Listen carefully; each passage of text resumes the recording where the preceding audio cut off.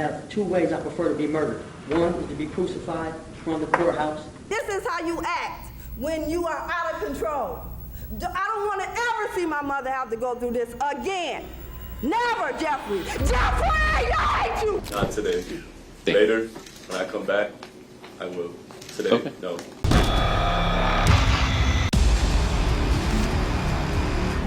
This is 25-year-old Wade Wilson, who is facing charges for murder, grand theft, battery, burglary, and petty theft. On October 7th, 2019, Wilson brutally murdered two Florida women, 35-year-old Christine Melton and 43-year-old Diane Ruiz. After Wilson strangled Christine to death as she slept in her bed, the 25-year-old proceeded to strangle Diane some hours later and ran her over repeatedly. Wilson was arrested the next day and charged with killing both women. 5 years later, Wilson was before the Lee County jury, but his attorney had excuses to cover his tracks. Why is he doing that? Who knows? He's sick. He's got a diseased mind. We can't relate to that. It's hard for us to know what's going through his head when he's talking to law enforcement. Wilson had previously denied murdering the two Florida women, but what his father said at the witness stand left everyone in shock. He just told me, you know, he did something. There was two people gone that would not be back. He said, I'm a killer. You know, I just told him to call me back.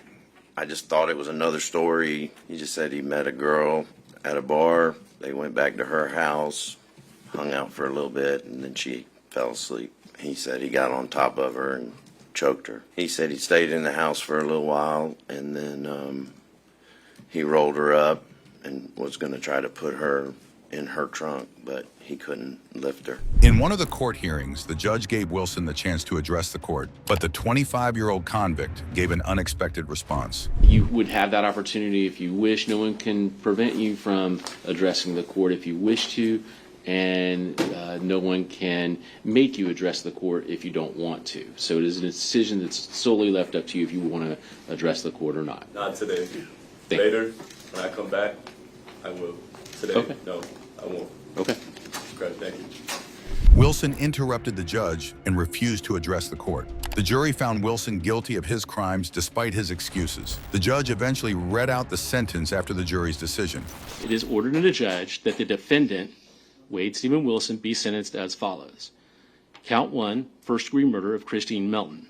The defendant is hereby sentenced to death.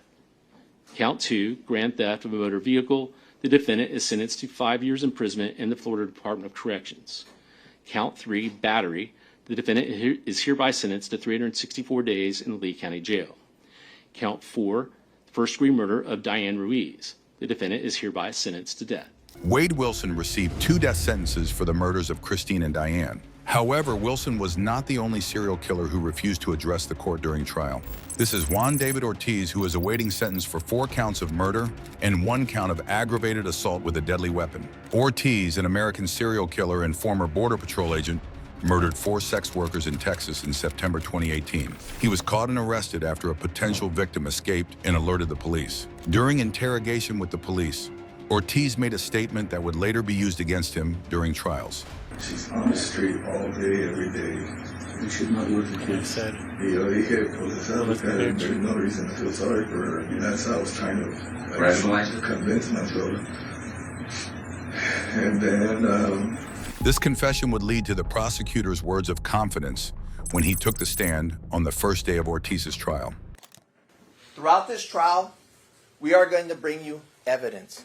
We are going to, yes, we're in Bexar County, but through the evidence, through technology, through photos, through videos, and through testimony, we will take you to that dark and horrible places that this happened. You will hear the evidence in his own words.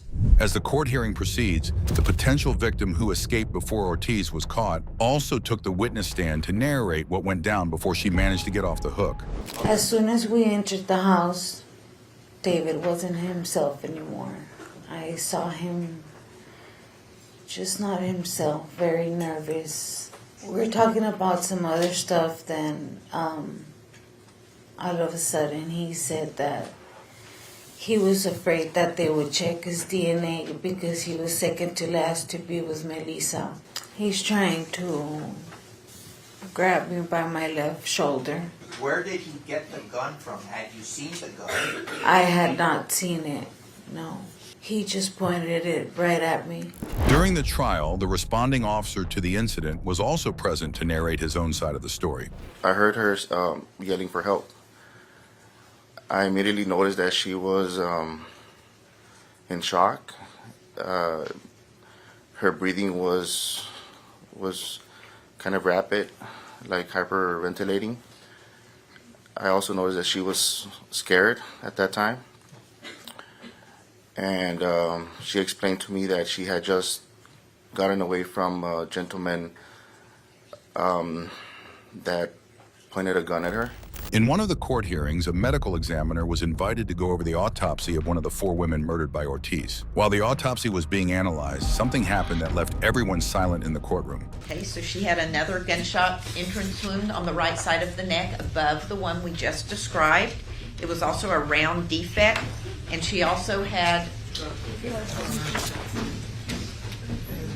You would see that the medical examiner took a pause suddenly. That was because a juror fainted while she went over the autopsy, and the session couldn't continue until the juror was excused in the court. The court even witnessed more emotional moments when one of the victim's family, Joey Cantu, had the chance to address the court. And yes, she was a drug addict. She was a prostitute, and she was a felon. But she wasn't over these things. And maybe one day she would have ceased in being these things, as her family had always hoped. But you have forever robbed us of that hope, that one day she would come back to us. And now I find myself here in front of the person who killed my little sister. And I want you to know that I forgive you. Before the judge delivered the sentence, Ortiz was given the opportunity to address the court. But his response was not too surprising for someone who had no emotion on his face. Mr. Ortiz, as I was saying, you have the right to make a statement if you wish. Would you like to make a statement at this time? No. Since Ortiz had nothing to say to the court, the judge proceeded to read the sentence. This charge of capital murder has an automatic sentence of life in prison without the possibility for parole. Juan David Ortiz was convicted in all 4 murders and was sentenced to life in prison without parole. Ortiz showed no emotion throughout his trial, but Simpson's behavior before the judge left everyone in awe. This is Neil Simpson, who is currently facing charges for felonious assault and murder in Ohio. In 2007, Neil Simpson was involved in a robbery at Granny D's Pizza Shop, where Simpson fatally shot the owner, David Kowalczyk. Luckily, Simpson was apprehended after the robbery and charged to the Lorain County Court. In court, Simpson was found guilty for his crime, but during the trial, the jury gave him the chance to speak, a decision they would later regret. Ironically, the act of mercy came 1 week after Simpson spit on members of the jury and cursed at them, just as he was scheduled to take the stand to ask for leniency. While Simpson was led to the stand to have a say, he spat at the jury panel and was quickly led out of the courtroom due to the crude act. Before Simpson was sentenced, the victim's family took the stand. My brother was a loving, kind person. He did anything in the world for anybody. For one family, they get to see a son, a grandson, a brother in prison. The other family, we get to visit a brother, brother-in-law, uncle, and friend in the cemetery. The prosecutor also had some words for the defendant. He's nothing more than a coward. Somebody that covered his face and walked in and shot a defenseless man at close range. That's the true Neil Simpson. The bravado he shows in court, spitting on jurors. I've really never had the misfortune of meeting more foul abuse of humanity at this point in my life. Eventually, Simpson secured the chance to speak his mind, but his claim seems to be different from previous comments in the court. I know in their heart they think I killed their family member. I'm sorry for your loss, but I had nothing to do with your family member's death. Simpson insisted that he didn't commit the crime he was being convicted for, and he made one of the most insane requests a defendant would ever make before a judge. Life without parole don't sit well with me. So I'm going to request the death penalty. And I have 2 ways I prefer to be murdered. One is to be crucified from the courthouse for all the sins, all the convicts throughout the world.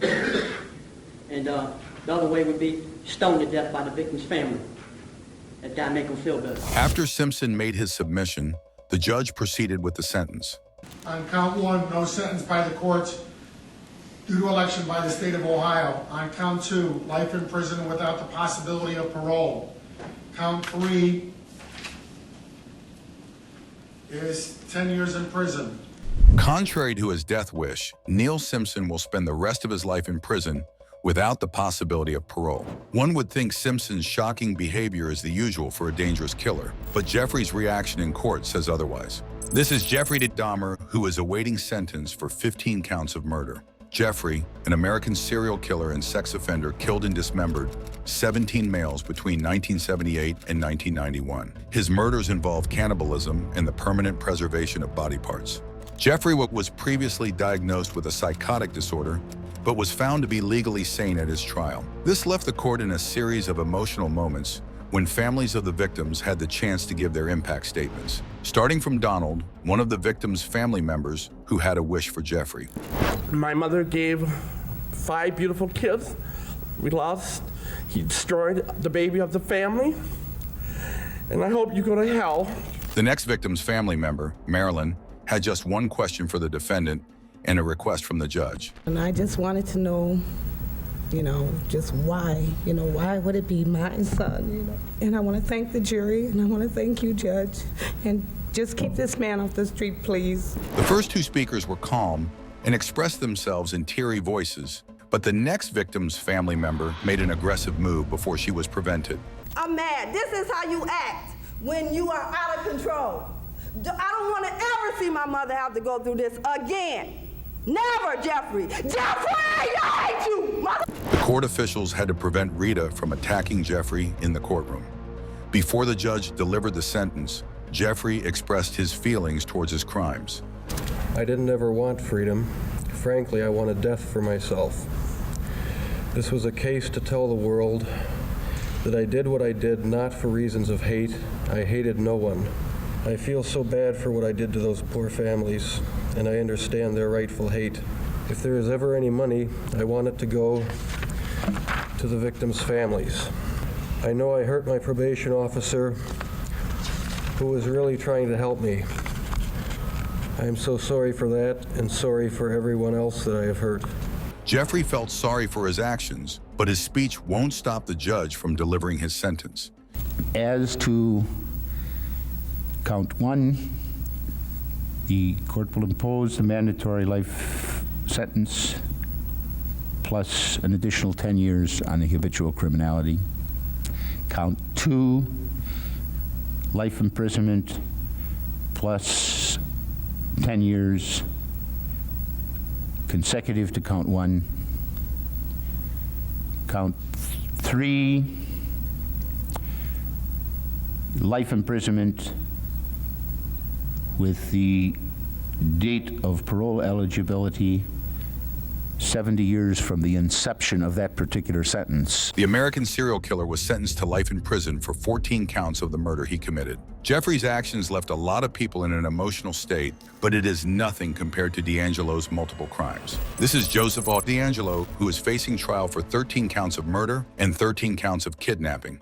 DeAngelo was a former police officer and mechanic who reportedly committed about 13 murders, 51 rapes, and 120 burglaries across California between 1974 and 1986. After long decades of investigation, Sacramento County Sheriff's deputies eventually arrested DeAngelo in April 2018.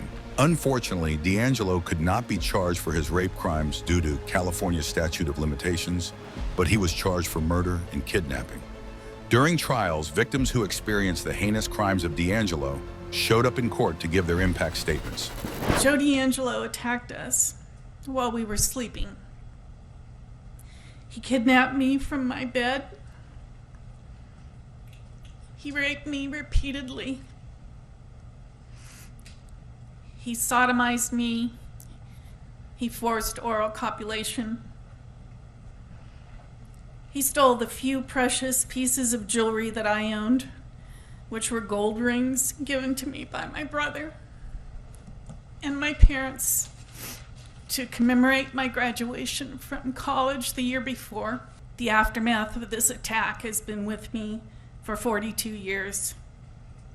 That's a very long life sentence for somebody who had done nothing to deserve such hatred and violence and desecration of my body. It was an emotional moment in court when the victim recounts the effect of D'Angelo's act on her life. The next victim didn't just narrate her experience, but she declared her wishes for the convict. And D'Angelo, I want you to look at me. I want you to look at me, D'Angelo, and I want you to remember what I have to say. Well, you know, a quarter of me, being a Christian, I want to say to you, may God have mercy on your soul. But then there's another 3/4 of me that just want to tell you, buddy, to rot in hell. Joseph D'Angelo also had the opportunity to respond to all the comments against him, but what he said was not expected from someone with his criminal records. I've listened to all your statements, each one of them.